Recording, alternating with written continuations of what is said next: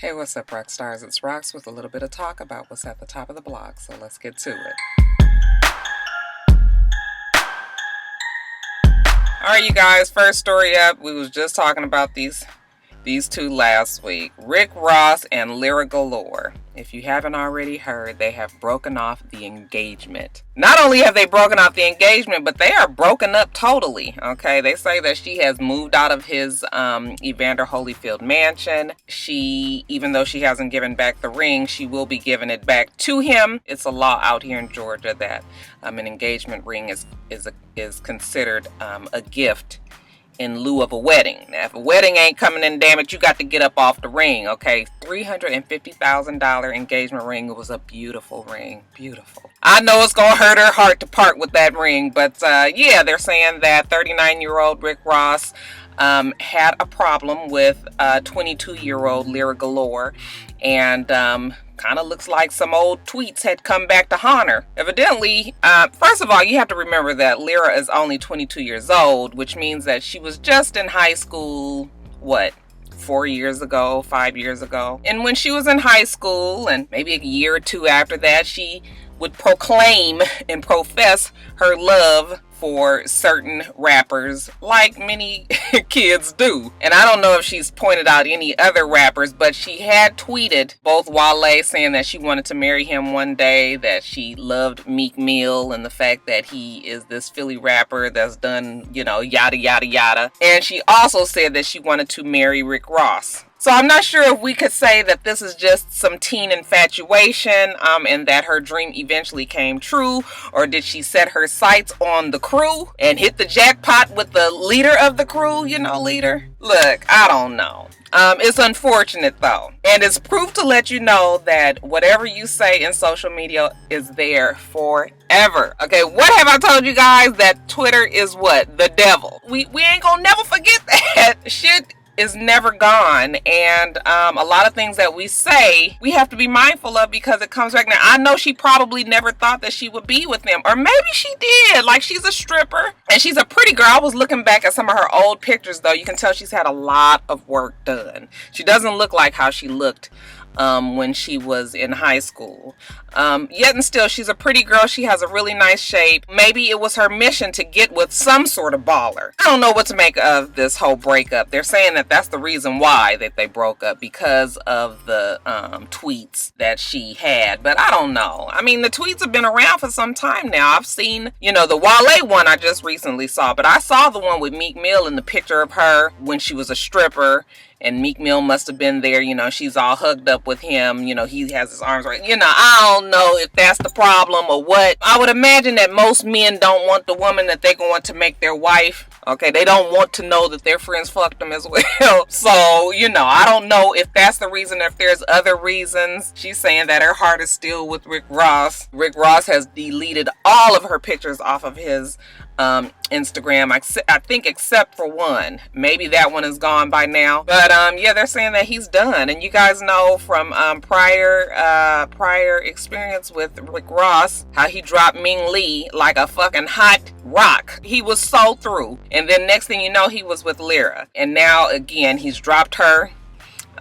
We haven't seen him move on to anybody else, but it kind of seems like this might be the way that he operates. We don't know what's going on behind closed doors. Maybe there is bigger issues, and we just don't know it. I mean, we ain't privy to what goes on behind a motherfucker's walls, right? So, hey, I don't know, but I think it's kind of sad. I kind of like them two together. If that's who he chose, who he wanted to be with, I mean, the girl was very young. She's gonna be fine. She's gonna land on her feet. Rick Ross is going to be fine. He gonna get him a new hoe. That's it. So yeah, the breakup is here. I would really like to know what Mama Galore thinks about all of this though, because she I think a lot of people had a problem with Lyra and the mother because they kind of seemed to be gloating. I didn't really see it that way though. I thought that maybe it was just the fact that she knew she was with somebody that she really wanted to be with.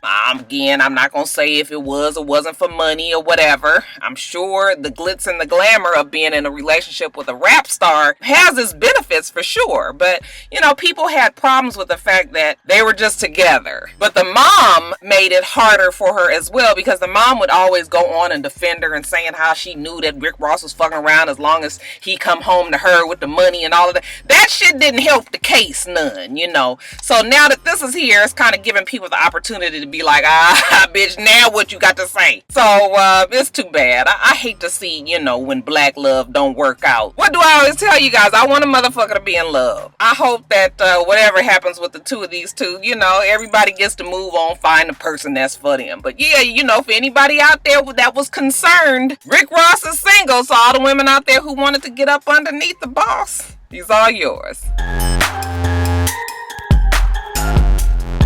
You guys, I just, you know, every now and then I gotta point out a time when I gotta say I told you so. And this is gonna be another one of those moments. You guys, if you want to, please go back to my top of the blogs video number 117, and the very first segment of that video is us talking about TLC's Kickstarter program. Y'all go on back and check it out. Where the album at, Tian and Rosanda. I didn't have no problem with them starting this Kickstarter thing. My whole problem with it was like wanting to know what was going to happen if the due date that they had set had come about and we still ain't had no album. I guess they had set the date for October. I don't remember when this video was, a 117. That's about 40 weeks ago. So that was, how long ago would that have been, you guys? 8 months ago or so, beginning of the year. They were supposed to have this album out by October, and we ain't seen hide nor hair of nothing. We ain't heard about nothing. So the fans, now y'all know that TLC has diehard fans, and T-Boz and Chili has always prided themselves on the fact that they have great communication with their, you know, their fans, and they always taking them into consideration and all of this. Yeah, November came, and the fans wanted to know where the damn album is. Instead of trying to come up with some kind of response like, you know what, it's taking a little longer than we expected, but we're still working on it. We're gonna still get this great album to you guys. Just please be a little bit more patient. You would think that that would be what their response would be. Instead, T-Boz gets on Twitter and says, why don't you contact Kickstarter and get your money back? Excuse me? You wasn't all flipping and up in my face with the bullshit back when you was asking for this fucking money, right? Okay, you wanted $150,000 or $200,000. I think they raised somewhere close to $500,000 damn dollars. Now you gonna tell us to go through the trouble of getting our fucking money back. It should be something in place where we just automatically get the shit back if you don't make this album. But you know, my bigger problem, because I know that most people probably only donated $20, $50. I mean, it ain't that big a deal, but it's the whole purpose of, you know, it's just on GP. You don't tell me that you done took my fucking money, paid off your goddamn mortgage, and now we ain't got no album. I told you guys. I told you guys. TLC always with this bullshit. Okay, always trying to say they're gonna get another album. They gonna get together. Nobody want to see these old ass bitches. I'm sorry. They are in their 40s. Okay, we've seen them on their damn, you know, last couple of times we've seen them. They can't dance like they want. Remember when TLC was up there performing with Lil Mama and Tion had on this waist cincher over her shirt and she could barely move and everybody was trying to dance and do whatever. And you know, just no. Just give it up. That was my whole thing from the beginning. Give the shit up. Let us enjoy old TLC. I mean, if it make you feel better, you can come out with a little Christmas song every year, every couple of years or something. But we don't need no album. Y'all don't even have no plans for this fucking album. What is the problem here? I want to know what it is. So yeah, I told y'all, I had my issues with the accounting, with the checks, the balances, to make sure that this shit went on, okay? I'm not trying to kick the bitches while they down. I'm just saying that, you know, you gonna say all of this, man. Katy Perry done gave $5,000, Backstreet Boys done gave $20,000. I would be a little hot under the collar if I gave my money like that, even though it don't matter. I mean, they say Katy Perry was the highest paid female artist this year, made something like $136 million. So yeah, $5,000 is like $5 to me, but still, it's just the point. Do what the fuck you say you gonna do, or don't do it at all. Don't ask me for no damn money. Don't come out here and be all excited about the slumber party and we gonna have a dinner and we gonna sit down and chat and all that. I don't give a fuck about that. Give me my album or give me my money. So did you guys read the story about Serena Williams being a real life super action hero? So Serena said she was out with a friend at a Chinese food store. I think she said that she was with a guy. They were having a good time. She had her cell phone sitting on the table, or maybe she said it was sitting on the chair. And there was a gentleman that walked up to them and kind of was very, very close in her personal space. And she couldn't quite figure out why he was there. And then it became uncomfortable. I was saying to myself, like, you know, Serena being who she is, I would have been very, very much up on my guard. You just don't never know how crazy people are, you know, with celebrities, fans, haters, whatever. But she was uncomfortable that this man was standing there, and next thing she knew, he kind of had been hurried and shuffled off. She looked around and saw that her phone was gone. So Serena, because she about that Compton life, she jumps up. Her very first thought is to run after him. They say that she jumped over tables, she jumped over chairs, she dodged through traffic.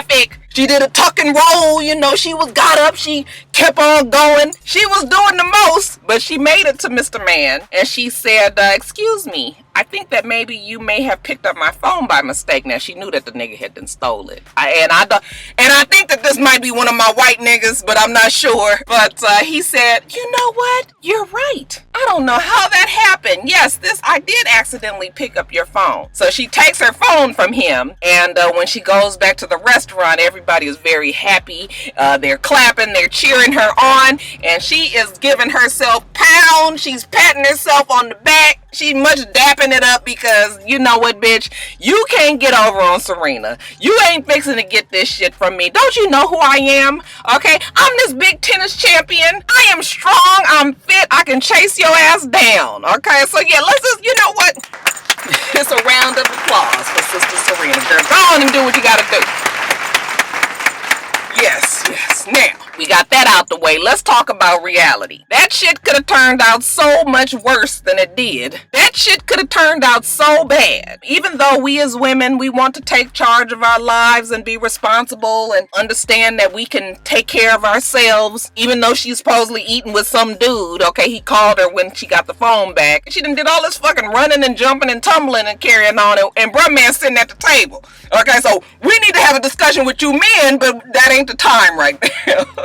But, yeah, you know, the fact that she jumped up and ran after this guy, like I said, you don't know how people are these days. They are crazy, especially when you are a celebrity. You have to be a little bit more mindful that could have turned out. He could have turned around and beat your ass. Now, I know you, Serena, you very strong, but you're a woman. And obviously, she didn't feel threatened by this guy, that she felt that she could take him had she needed to. But you can't beat a fucking bullet. And if a motherfucker try to shoot your ass, then what? I'm glad that she got her phone back. I'm glad that she's able to take care of herself. I'm glad that she's not so uptight and afraid, that she's able to be out and about with the people, enjoy her life and all of that. But I also want to say, let's be careful, Serena. Girl, you can't be out here running down motherfuckers with your phone. You make millions of dollars a year. Go on and get your new phone, girl.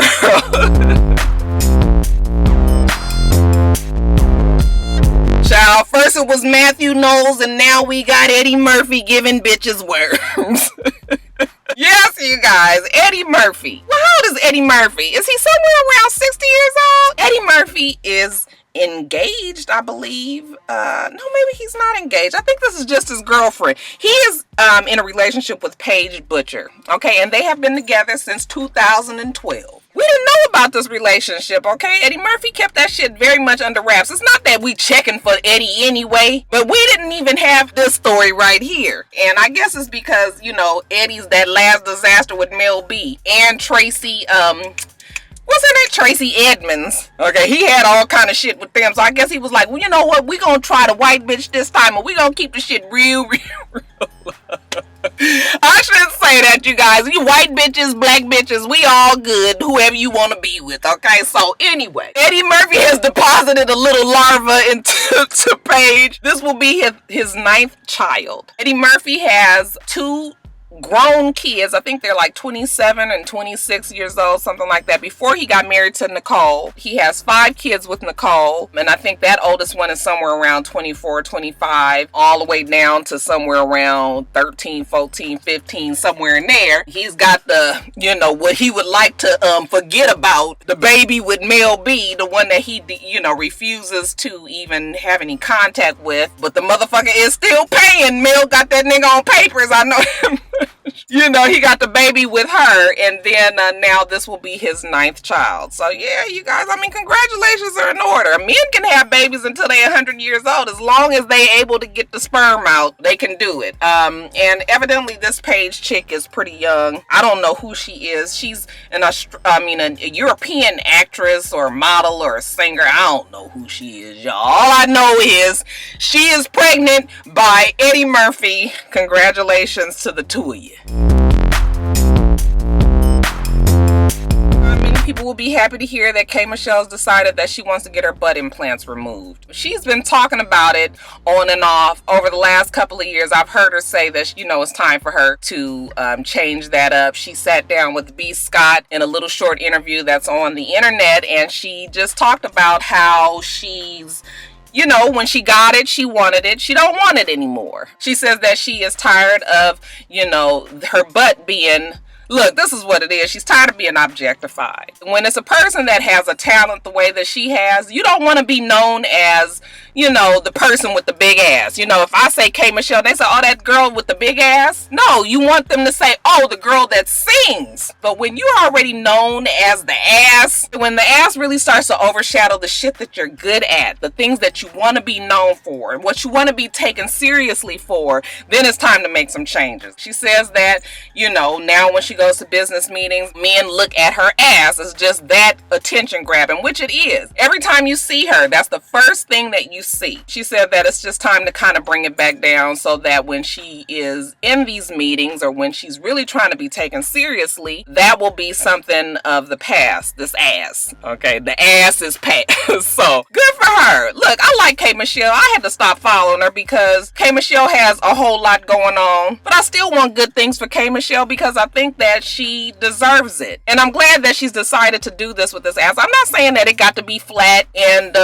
Taylor Swift like, don't do that. I'm just glad that she's realizing that it's cutting a lot of her opportunity, even if it's just to mean that they want to put her in a magazine spread and they can't fit her body because her body is not normal. Even to black designers, her body is not normal. So it cuts back on things that she could be doing, and just good for her. Good for KMichelle. KMichelle is a very complex and complicated person, but one thing that I think that she really is a realist. So good for her. We gonna see what this new body look like whenever she decides to get the surgery. What do you guys think about it? Do you think that it's a good idea that she's doing it? I think in the long run, this is a good idea for her body.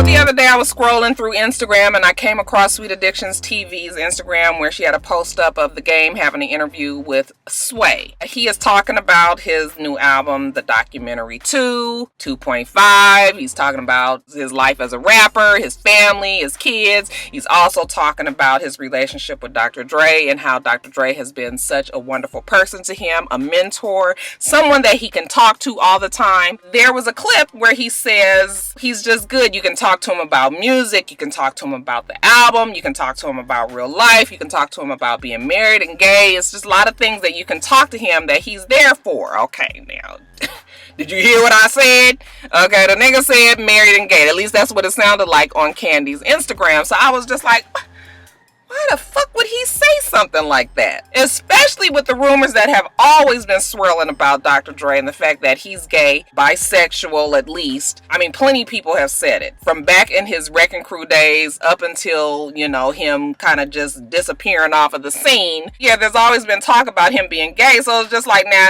would the game really be crazy enough to get on camera and say some shit like that, married and gay? That would be like a suicide for himself. So it didn't make sense to me. And the way that Sway just kind of was like, it just didn't, I just was like, that's not what he said. So I actually went on to YouTube and listened to it, and I ran it back a couple of times, and I said, oh, okay, he's not saying married and gay. He's saying married, engaged. He said engaged. However, he was trying to move on to his next point. So the j at the end, the j engaged at the end, it got cut off and it sounded like gay. It was an unfortunate slip of the tongue, of course, especially, you know, like I said, when we can, you know, correlate Dr. Dre with being gay, and we know he's been married for quite some time now, at least 20 years to his wife. It was unfortunate that he said that, but he did not say married and gay. But you know, the internet, honey, we gonna run with it, and black folks and everybody around seem to think that that's what he said, so now it's just like, okay, one more thing that Dr. Dre got to fight off. Not that he cares.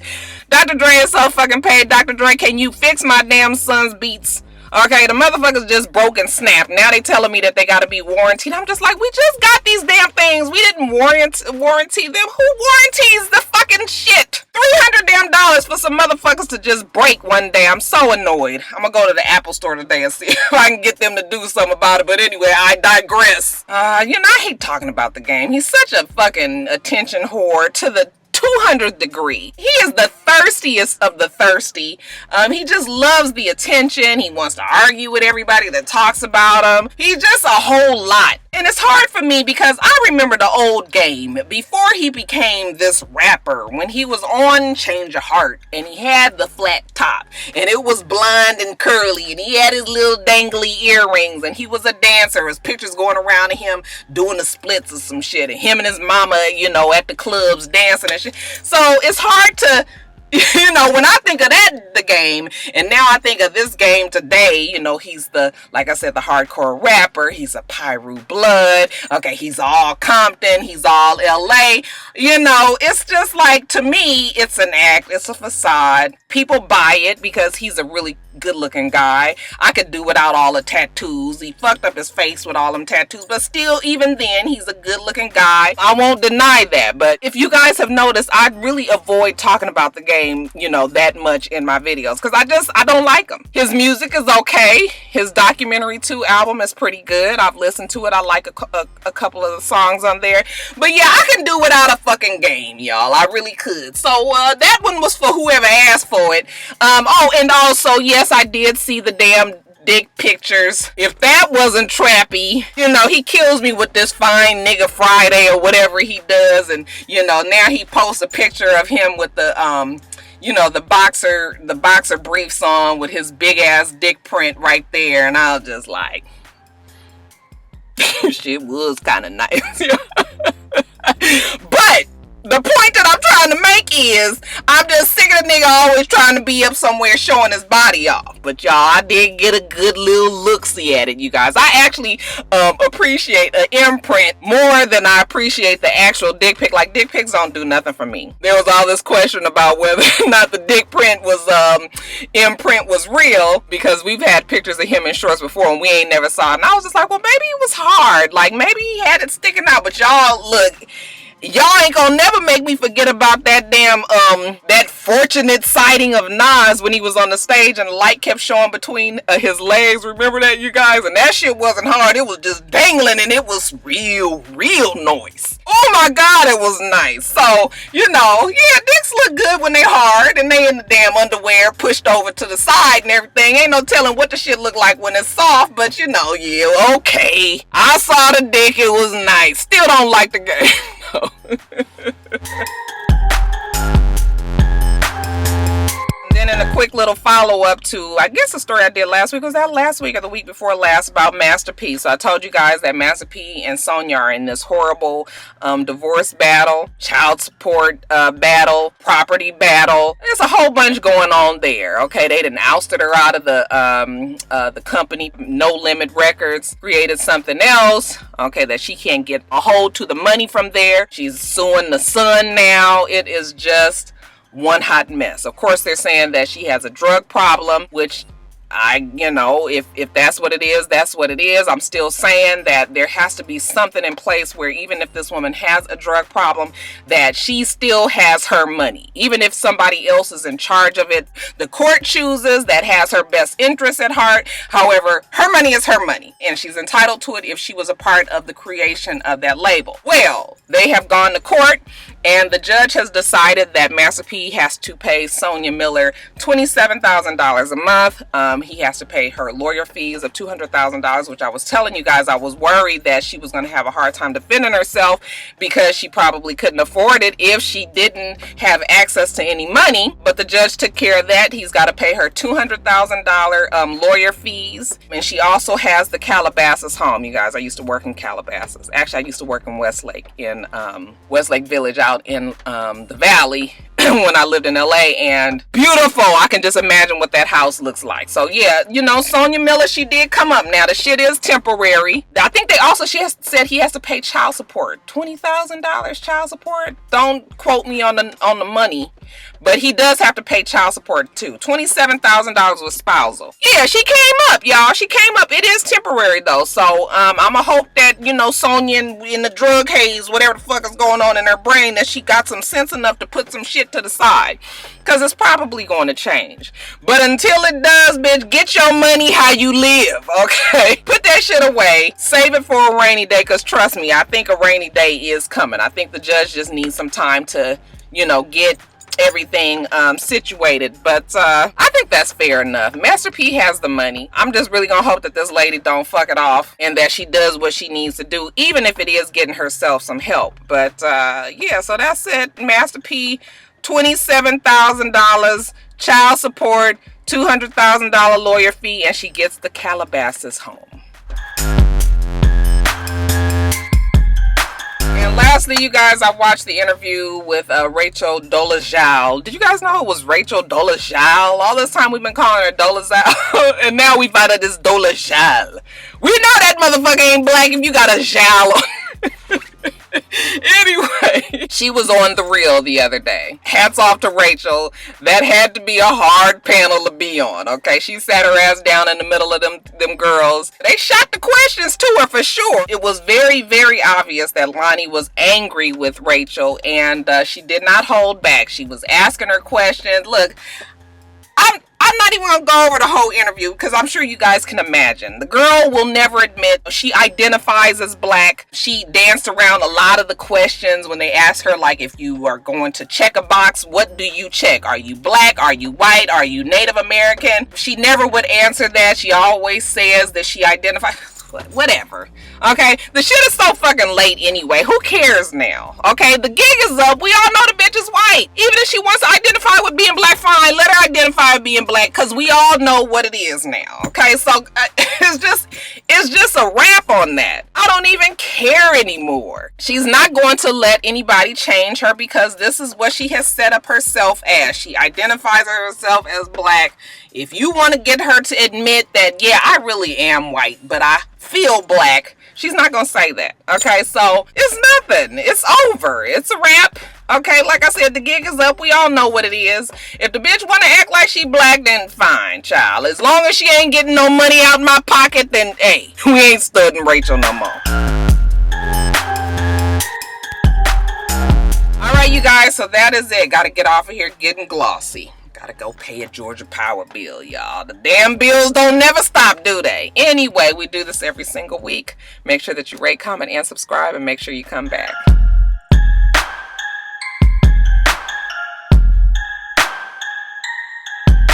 Until next time, Roxstars. Bye.